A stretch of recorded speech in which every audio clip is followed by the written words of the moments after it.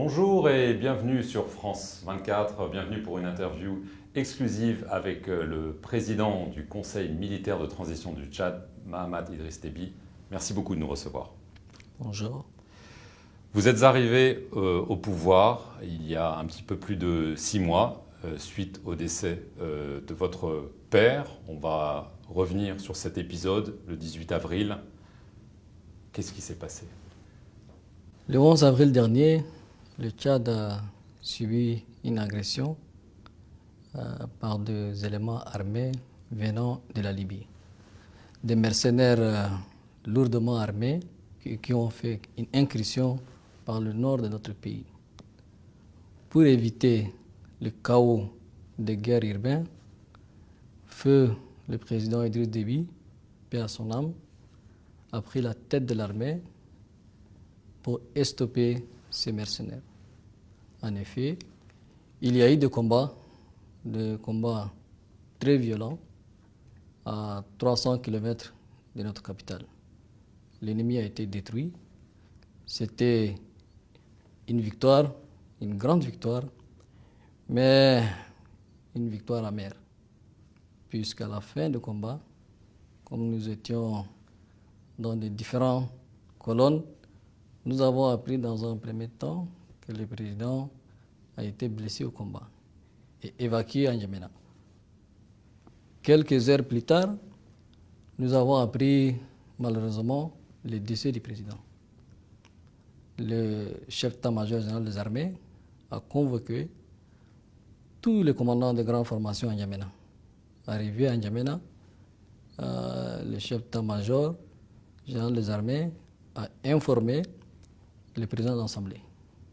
Il lui a demandé de venir prendre ses responsabilités constitutionnelles, ce qu'il a évidemment refusé, en invoquant bien sûr, et en tenant compte de la situation de guerre de notre pays. Et il a jugé qu'il n'était pas opportun pour un civil de présider la destinée du pays. Pour éviter le chaos et le vide du pouvoir, nous avons mis en place le Conseil militaire de transition, désigné 15 membres de notre force de l'armée tchadienne, dont je fais partie. Mes frères d'armes m'ont choisi à l'unanimité pour présider le Conseil militaire de transition dont j'assume aujourd'hui les charges. Alors, je veux quand même revenir, on va revenir sur cette transition, sur ce qui s'est passé, parce que votre père a été blessé, puis il est décédé. Il y a eu plusieurs versions. Est-ce qu'il a été blessé par des tirs de ces rebelles, du groupe qu'on appelle le FACT, ou est-ce que, comme certains l'ont dit, il y a eu une dispute entre des militaires tchadiens et qu'il y a eu une sorte de règlement de compte? Non. Je vous le confirme en tant que général qui a participé à la guerre, même si nous étions dans les différentes colonnes, le président a été blessé pendant le combat. Il a participé au combat, il a pris la tête de l'armée pour participer au combat et ce n'est pas une première pour le maréchal. Il l'a fait à plusieurs reprises et il a toujours dit qu'il va mourir pour son pays, arme à la main. Et je crois que c'est ce qui a été. Il n'a pas été tué par des militaires tchadiens. Non. Vous pouvez Je vous l'affirmer le sans confirme. aucune équivoque. Écoutez-moi, je vous le confirme que le président a été blessé au combat. Alors, la transition, vous dites que le président de l'Assemblée nationale, Haroun Kabadi, il a décliné parce qu'on était en situation de guerre. Ça, c'est votre version. D'après d'autres, non, c'est pas ma on version. ne lui a pas laissé le choix. C'est pas ma version. C'est la réalité. Vous ne lui avez pas tordu le bras Non. en lui disant il n'y a pas le choix. Écoutez-moi, il est là. Vous pouvez lui poser la question. Personne ne l'a obligé de désister. Il est à la tête du Conseil national de transition, d'ailleurs. C'est un choix qu'il a fait. Nous le respectons. Et on ne peut pas aussi l'obliger d'être président. Alors, du coup, la Constitution a été suspendue. Certains ont parlé de coup d'État institutionnel. D'abord, il faut savoir une chose. Ce qui s'est passé au Tchad est un cas très particulier. Le président est décédé arme à la main. C'est quelque chose qui n'a pas été prévu. Personne ne l'a prévu. Si le président de l'Assemblée refuse, est-ce qu'en tant qu'officier généraux, on doit croiser les bras et attendre, ou bien nous devons prendre très rapidement les dispositions pour éviter le chaos pour notre pays? Je crois que c'est le meilleur choix qu'on a fait et l'histoire nous donnera raison. Donc vous réfutez les accusations de coup d'État institutionnel. Un coup d'État, c'est quelque chose de prémédité. Et ce qui s'est passé au Tchad, personne ne l'a prévu. Et c'est pour ça d'ailleurs que l'Union africaine soutient aujourd'hui cette transition. Elle a refusé en effet de prendre des sanctions contre le Oui, Tchad. parce que c'est quelque chose de très particulier. Est-ce qu'aujourd'hui, dans le monde, il y a des cas où un chef d'État prend une arme et part en guerre? Je crois qu'il n'y a pas beaucoup d'exemples. Beaucoup ont aussi noté la présence du président français, Emmanuel Macron, à N'Djamena suite au décès de votre père et affirmé qu'il venait en quelque sorte vous adouber, que en gros la France a donné son accord à votre pouvoir. D'abord, il faut savoir une chose. La France est un pays ami et frère. Mais le Tchad est un pays souverain. Comme je vous ai dit tout à l'heure, ce qui s'est passé au Tchad est un cas très particulier. C'est un choix qu'on a fait et je crois que la France a compris ce choix. Ce n'est pas elle qui a fait ce choix. Non, c'est la France qui a fait ce choix. C'est un choix que nous devions le prendre. Alors, la transition maintenant est prévue pour 18 mois. Ça, c'est la théorie. On voit ailleurs, les cas sont différents, je vous l'accorde, au Mali, on verra en Guinée, que le calendrier prévu n'est pas souvent respecté. Est-ce que d'ici 18 mois, enfin depuis le début de la transition, donc moins que 18 mois, il y aura des élections au Tchad libres et transparentes? Le Conseil militaire de transition que je préside a pris des engagements devant Ferme. le peuple et devant Dieu. Notre mission première, c'est d'assurer la continuité de l'État, sécuriser notre pays, préserver l'unité nationale, organiser un dialogue national inclusif qui va réunir toutes les filles et fils du Tchad pour discuter de l'avenir de notre pays. Ensuite, l'adoption d'une nouvelle constitution. Et pour finir, avec des élections libres, démocratiques et crédibles. En tenant compte de notre feuille de route, nous sommes sur le bon timing. Alors, votre feuille de route, vous venez de la décliner, elle est très ambitieuse, elle est très chargée. Donc la question se pose, est-ce que 18 mois, de façon réaliste, vont suffire ou est-ce qu'il faudra aller plus loin? Les 18 mois sont en théorie renouvelables, d'après ce que j'ai compris. En tout cas, jusqu'à là, nous sommes sur le bon timing. Oui. Il y a la volonté politique et je crois qu'il est possible de tenir ces promesses. Il est possible, mais il n'est pas sûr. Et si elles ne sont pas tenues, vous n'hésiterez pas à dire on a besoin d'un peu plus de temps. On est sur le bon timing. Alors, vous avez parlé c'est un mot important, dialogue national inclusif.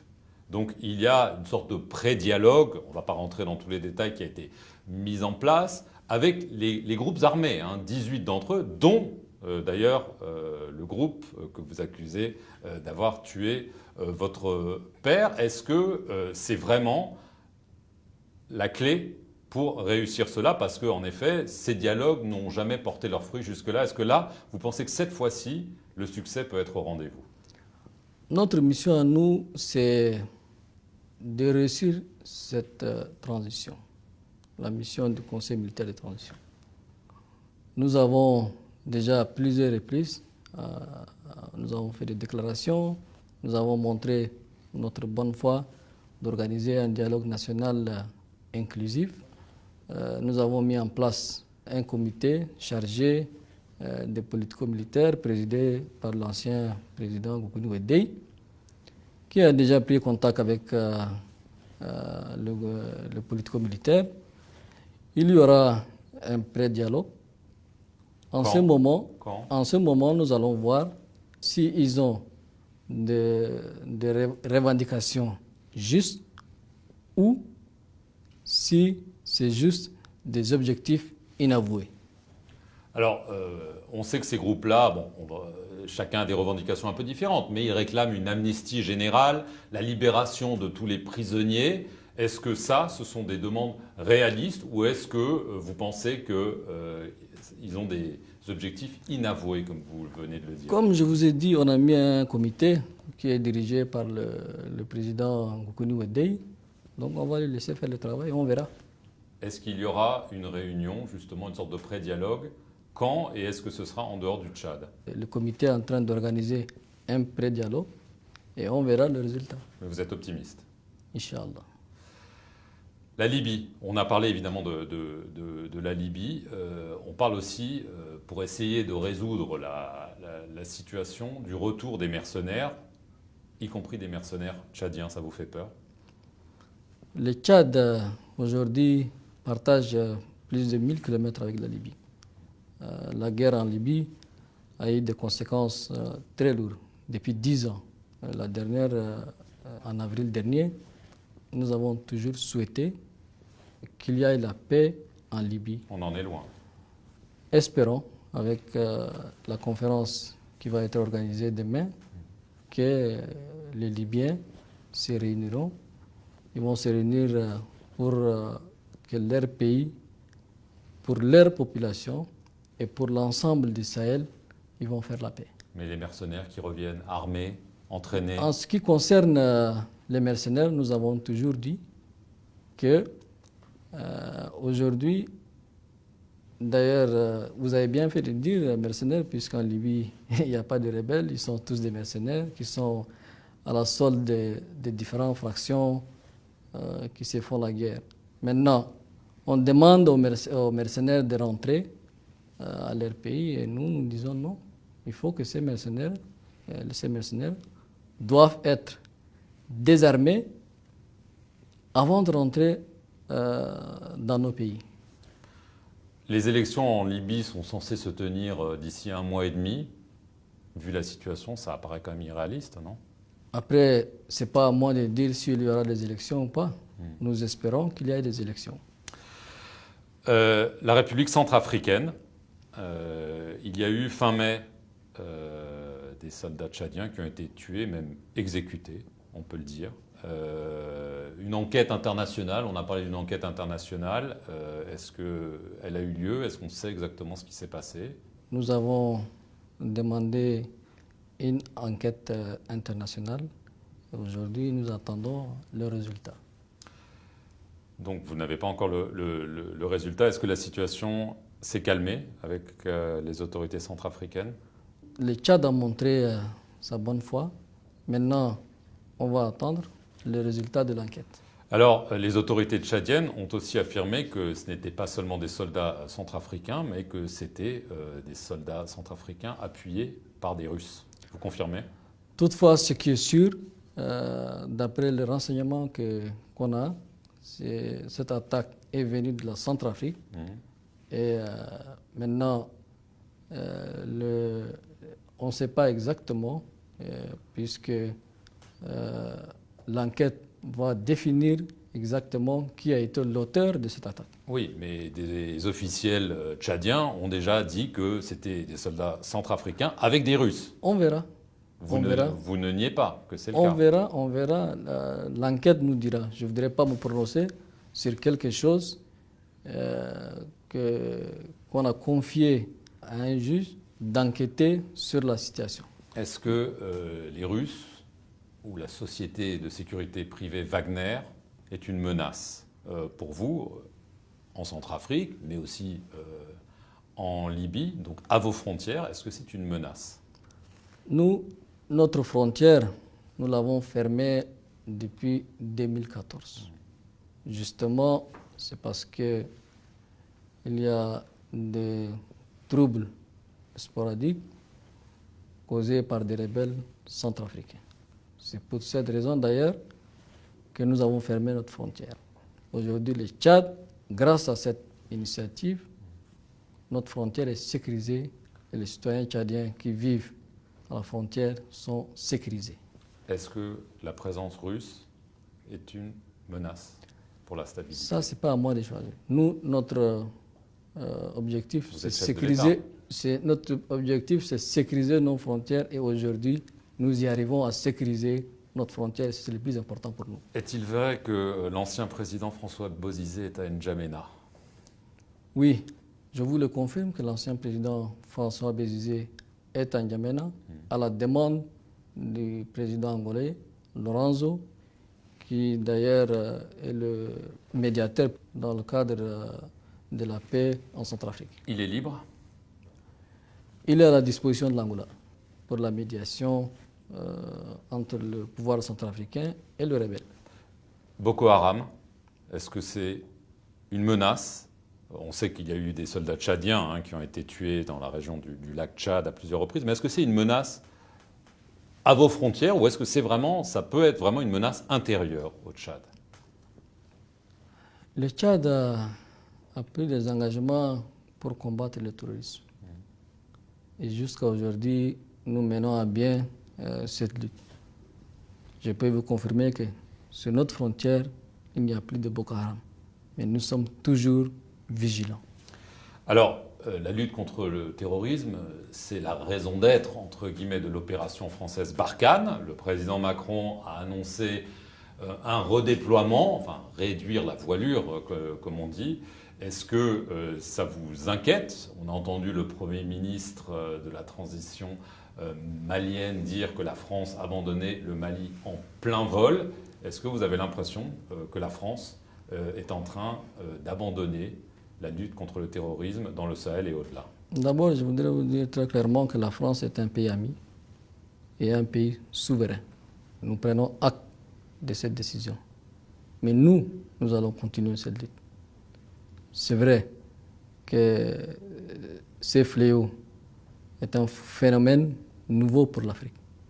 Mais je crois que si nos partenaires nous aident en formation et en logistique, les Africains, les forces armées africaines peuvent faire face au terrorisme. Vous n'êtes pas inquiet? Les forces africaines peuvent faire face au terrorisme. Est-ce que les forces tchadiennes vont rester engagées auprès de la MINUSMA au Mali, G5 Sahel, ou est-ce que vous pensez vous aussi vous redéployer? Parce qu'après tout, il n'y a pas de raison que les soldats tchadiens aillent se battre parfois très loin de chez eux. Dès le début de la transition, le Conseil militaire de transition a dit très clairement qu'elle va respecter tous ses engagements internationaux, notamment la lutte contre le terrorisme. Donc pas de retrait des troupes? Nous allons continuer la lutte. Parce que quand on regarde un petit peu vos frontières et qu'on voit les menaces qu'il y a, on voit qu'il y a aussi, on l'a vu en avril, des tentatives pour prendre le pouvoir. Est-ce que ce ne serait pas peut-être plus sage de ramener plus les soldats à la maison pour s'occuper des problèmes au Tchad plutôt que de les déployer parfois sur des terrains très éloignés et de risquer de vous affaiblir? Cette lutte que nous menons, c'est une lutte noble. Nous ne le faisons pas que pour nous. Le terrorisme est un fléau mondial que nous devons combattre tous ensemble. On va terminer sur vous. Vous êtes président, j'allais dire presque par accident, si vous me permettez l'expression. Enfin, peut-être que vous n'êtes pas d'accord. Non. Peut-être que c'est Dieu qui en a voulu, ce n'est pas par accident. Alors évidemment, tout le monde se demande ce que vous allez faire. Si la transition est menée à bien d'ici 18 mois, voire un peu plus, et qu'il y a des élections, est-ce que vous serez candidat pour la présidence de la République? Aujourd'hui, ma priorité, c'est les engagements qui ont été pris par le Conseil militaire de transition que je préside. C'est-à-dire d'assurer la continuité de l'État, l'unité de notre pays, organiser le dialogue national et faire les élections libres et démocratiques. N'est-ce pas? C'est un fardeau trop lourd pour penser à ma personne. Mais si vous y arrivez, vous pouvez vous dire, ben, j'ai réussi ça, donc peut-être que j'ai les épaules, entre guillemets. Ma mission à moi, c'est la réussite de la transition. C'est pouvoir maintenir cette unité. Mais vous pourriez me dire, je ne veux pas du tout être président, je veux retourner à ma vie d'avant. Là, vous ne le dites pas, vous dites, je veux réussir, et on verra après où je me trompe. Et je vous le dis très clairement, je suis un officier général. J'assume une responsabilité qui est très lourde. Et cette responsabilité ne me permet pas de penser à ma personne. Donc il faudra encore du temps pour savoir. Je vous remercie beaucoup, Mahamat Idriss Déby, d'avoir accordé cette interview exclusive à France 24. Et merci à vous de l'avoir regardé. Restez sur nos antennes pour plus d'informations.